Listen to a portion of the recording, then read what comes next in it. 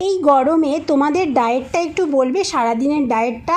আমি আজকে করেছিলাম পেঁপে আলু দিয়ে একদম চারাপোনার ছোট ছোট বাচ্চা দিয়ে ঝোল, পাতলা। আমার বর কিন্তু আবার খায় না, তার জন্য আবার করতে হবে ঢ্যাঁড়স আলু দিয়ে একটু হালকা তেল তেলে করে ভাজা, কালো জিরে ফোড়ন দিতে হবে, আবার সেটা করেই করেছি। আর সাথে করতে হবে ডাল।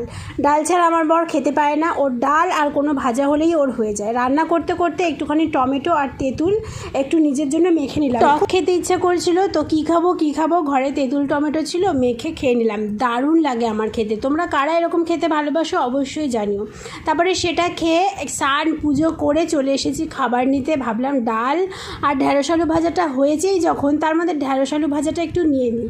আমি আবার ডাল খেতে খুব একটা ভালোবাসি না, বুঝলে তো। আমার বর আর আমি হচ্ছি একজন সাউথ পোল, একজন নর্থ পোল। তো এই ছিল আমার গল্প, আজকে ছোট গল্পের গল্প। তো ভালো লাগলে লাইক করো, সাবস্ক্রাইব করো। তোমরা ভালো থেকো, সুস্থ থেকো।